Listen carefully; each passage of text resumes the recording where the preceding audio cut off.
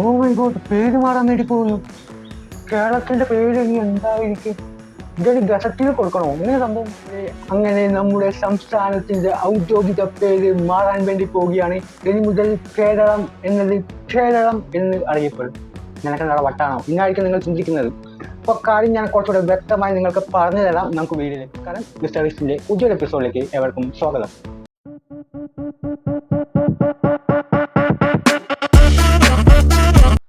1956 November 1 Kerala സംസ്ഥാനം രൂപീകരിക്കപ്പെട്ടു.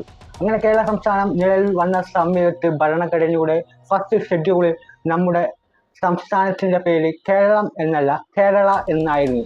അതുകൊണ്ട് തന്നെയാണ് മറ്റ് പല സംസ്ഥാനങ്ങളും നമ്മളെ കേരള എന്ന് വിശേഷിക്കുന്നതും വിദേശികളാണെങ്കിൽ പോലും കേരള എന്ന് വിശേഷിക്കുന്നതും. പക്ഷെ നമ്മുടെ തദ്ദേശീയമായ നേറ്റീവായ പേരാണ് കേരളം. ഇനി ഇപ്പോൾ വരാൻ പോകുന്ന മാറ്റം എന്താണെന്ന് വെച്ചാൽ ഭരണഘടനാപരമായ മാറ്റമാണ്. ഭരണഘടന 1-ാം ഷെഡ്യൂളിൽ ഉള്ള കേരള എന്നുള്ള പേര് മാറ്റി അത് കേരളം എന്ന ഔദ്യോഗിക പേരായി മാറാൻ വേണ്ടി പോവുകയാണ്. കഴിഞ്ഞ ദിവസം ഓഗസ്റ്റ് 11-ാം തീയതി ലോകസഭ ഈ കേരള ബിൽ പാസ്സാക്കി. അതിന്റെ അടുത്ത ദിവസം 12-ാം തീയതി രാജ്യസഭയും ഈ ബില്ല് പാസ്സാക്കി. അങ്ങനെ നിയമപരമായി ഇത് പാർലമെന്റ് പാസ്സാക്കിയിരിക്കുകയാണ്. നമ്മുടെ കേരളം എന്നുള്ളതായിരിക്കും ഇനി മുതലുള്ള ഔദ്യോഗിക പേര്. നേറ്റീവ് പേര് കേരളം എന്നും തന്നെയാണ്. ഇപ്പോൾ നിങ്ങളുടെ മനസ്സിലുണ്ടാകുന്ന ചോദ്യം, എന്തിനിത് മാറ്റുന്നു? ഇതിന്റെ വല്ല ആവശ്യമുണ്ടോ? ഇതുകൊണ്ട് എന്താണ് ഗുണം? ഇനി ഇതുകൊണ്ട് എന്താണ് ദോഷം? നമ്മുടെ പാസ്പോർട്ട്, ID കാർഡ്, വാഹനങ്ങളുടെ പ്രൂഫ് തുടങ്ങിയ ഒട്ടനവധി പ്രൂഫുകളിലെ പേരുകൾ ഇനി സംസ്ഥാനത്തിന്റെ പേര് മാറ്റേണ്ടതായി വരുമോ എന്നൊക്കെയുള്ള ഡൗട്ടുകൾ നിങ്ങൾക്കുണ്ടായേക്കാം. തീർച്ചയായും നമുക്ക് അതിലേക്ക് കടക്കാം. പിന്നെ ഈ പേര് മാറ്റണം എന്നുള്ള ഒരു പ്രമേയം പാസ്സാക്കപ്പെട്ടത് ഇന്നല്ല.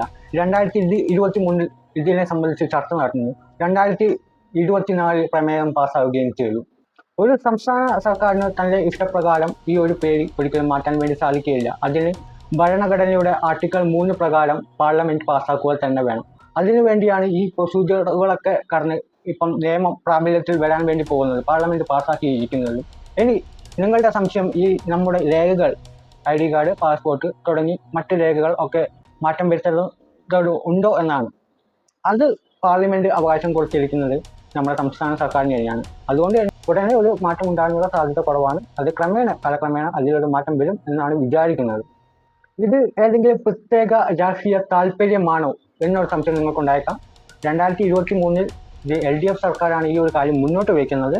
പക്ഷെ എന്നതുകൊണ്ട് മാത്രം ഇതൊരു രാഷ്ട്രീയ താല്പര്യമാണെന്ന് പറയാൻ വേണ്ടി സാധിക്കില്ല. കാരണം പിന്നീട് ഇതിന്റെ കാര്യങ്ങൾ മുന്നോട്ട് നീക്കുന്നത് കേന്ദ്ര സർക്കാരാണ്. പിന്നീട് അത് രാജ്യസഭ, ലോകസഭ അംഗീകരിച്ചു, അതിനുശേഷം രാജ്യസഭയും. അങ്ങനെയാണ് ഈ പ്രൊസീജിയേഴ്സ് മുന്നോട്ട് നീങ്ങിയത്. അതുകൊണ്ട് ഒരു പ്രത്യേക കക്ഷി രാഷ്ട്രീയം നമുക്ക് പറയാൻ വേണ്ടി സാധിക്കുകയില്ല. ഈ പേര് മാറ്റുന്നത് കൊണ്ട് എന്താണ് ഗുണം? നമ്മുടെ ഭാഷാപരവും അതേപോലെ സാംസ്കാരികപരമായ വ്യക്തിത്വം നമ്മുടെ ഔദ്യോഗിക പേരിലും പ്രതിഫലിക്കും എന്നാണ് ഇതിനെ അനുകൂലിക്കുന്നവർ പറയുന്നത്. അതുപോലെ തന്നെ ഇതിനെ എതിർത്ത് സംസാരിക്കുന്ന ആൾക്കാർ പറയുന്ന ഒരു കാര്യം എന്താണെന്ന് വെച്ചാൽ, ഇനി മുതൽ നമ്മുടെ ഹോട്ടൽസ്, തുറമുഖങ്ങൾ, അതുപോലെ സർക്കാരിൻ്റെ മറ്റ് സ്ഥാപനങ്ങൾ തുടങ്ങി ഒട്ടനവധി കാര്യങ്ങളിൽ പേര് മാറ്റേണ്ടതായിട്ട് വരും. പല കാര്യങ്ങളിലും ചേഞ്ച് ചെയ്യേണ്ടതായിട്ട് വരും. അപ്പോൾ അതിന് ചിലവാകുന്ന തുക, ഈ ഒരു പേര് മാറ്റുന്നതിലൂടെ സർക്കാരിന് വരുന്ന നഷ്ടം അല്ലെങ്കിൽ ആ ചിലവാകുന്ന തുക, അതാണ് ഇതിനെ എതിർത്ത് സംസാരിക്കുന്ന ആൾക്കാർ പറയുന്ന കാര്യം.